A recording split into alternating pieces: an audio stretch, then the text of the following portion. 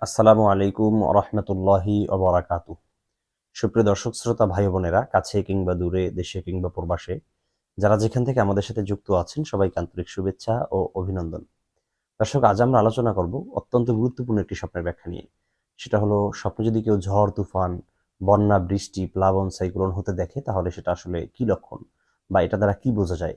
দেখুন, কখনো বা আমরা স্বপ্নে দেখতে পাই টিপ টিপ বৃষ্টি পড়ছে, কখনো বা স্বপ্নে দেখি প্রচণ্ড বাতাস হচ্ছে, কখনো দেখছি আকাশটা মেঘাচ্ছন্ন হয়ে আছে, কখনো দেখছি প্রচণ্ড বাতাস হচ্ছে, ঝড় হচ্ছে, বন্যা হচ্ছে। দেখুন, এই ধরনের যদি স্বপ্নগুলো আমরা দেখি, তাহলে সেটাকে আসলে আমাদের জীবনে ভালো কিছু আশার বার্তা দিচ্ছে, নাকি সেটা কোনো বিপদের লক্ষণ। তো সে বিষয়টি নিয়ে বিস্তারিত যদি কথা বলি, আমরা দেখবো যে এখানে কিছু ব্যাখ্যার কথা আমি আপনার জন্য নোট করে নিয়ে এসেছি। ১ নম্বর হলো, প্রচণ্ড ঝড় বাতাস এটা বিপদের লক্ষণ।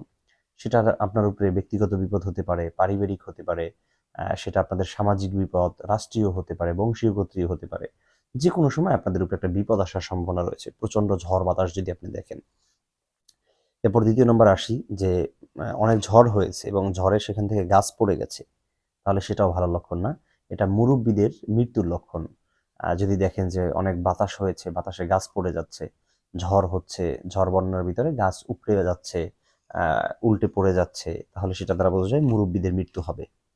৩য় নাম্বার আসি, আ যদি ঝড়, বন্যা, বাতাসে বাড়িঘর ভেঙে যায়, এটা মামলায় পড়ার লক্ষণ।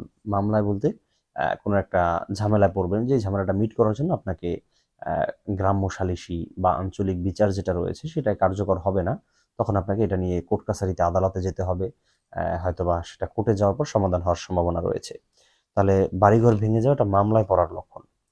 এরপরে যদি হালকা বৃষ্টি হতে দেখে, তাহলে রহমত প্রাপ্তির লক্ষণ। সুবহানাল্লাহ। যদি দেখেন টিপ টিপ বৃষ্টি পড়ছে, তাহলে বুঝতে হবে আল্লাহ তাআলা শস্য দিয়ে, ফসল দিয়ে আপনাদেরকে সমৃদ্ধ করবেন। আপনারা সেখানে ভালো থাকতে পারবেন, আল্লাহ তাআলার রহমত আসবে, এমন কিছু বোঝা যায়। এরপরে আসি যে, যদি দেখে প্রচণ্ড বৃষ্টি হচ্ছে, কোনো ঝড় বন্যা বাতাস নয়, শুধুমাত্র বৃষ্টি হচ্ছে, তবে বৃষ্টিটা অনেক বেশি, তাহলে সেটা ছোটোখাটো কোনো রোগে আক্রান্ত হওয়ার লক্ষণ। আপনি কিন্তু খেয়াল রাখবেন যে, যদি বৃষ্টির সাথে বাতাস বন্যার মতো হচ্ছে, ঘূর্ণিঝড়ের মতো আসছে, তাহলে সেটা কিন্তু বিপদ। কিন্তু যদি দেখেন শুধু বৃষ্টি হচ্ছে আর কিছু না, তাহলে সেই বৃষ্টি যদি হালকা হয় তখন রহমত, যদি বেশি পরিমাণে হয় তাহলে সেটা ছোটোখাটো কোনো রোগে আক্রান্ত হওয়ার লক্ষণ। দর্শক, আমরা এখানে প্রায় ৫টি ব্যাখ্যার কথা উল্লেখ করেছি। প্রত্যেকটি ব্যাখ্যাই কিন্তু আমরা অথেন্টিক গ্রন্থসমূহ থেকে আলোচনা করে থাকি। তো আপনাদের যদি এগুলো ব্যাখ্যা মিলে যায়, আলহামদুলিল্লাহ বলুন। আর যদি এগুলো আপনাদের কোনটা আপনার ক্ষেত্রে না মিলে, তাহলে অবশ্যই আপনার কি ব্যাখ্যা হতে পারে, যেহেতু ব্যক্তি ভিন্নতার কারণে ব্যাখ্যা ভিন্ন হয়ে থাকে, অবশ্যই আমাদের সাথে যোগাযোগ করবেন। ডিসক্রিপশন বক্সে পেজের লিঙ্ক থাকবে, অথবা কমেন্টস করে আমাদেরকে জানাতে পারবেন। ইনশাআল্লাহ আমরা সেটা নিয়ে বিবেচনা করে, আপনাদেরকে বিশ্লেষণ করে তারপর জানাবো যে আপনার ব্যাখ্যা কি হতে পারে।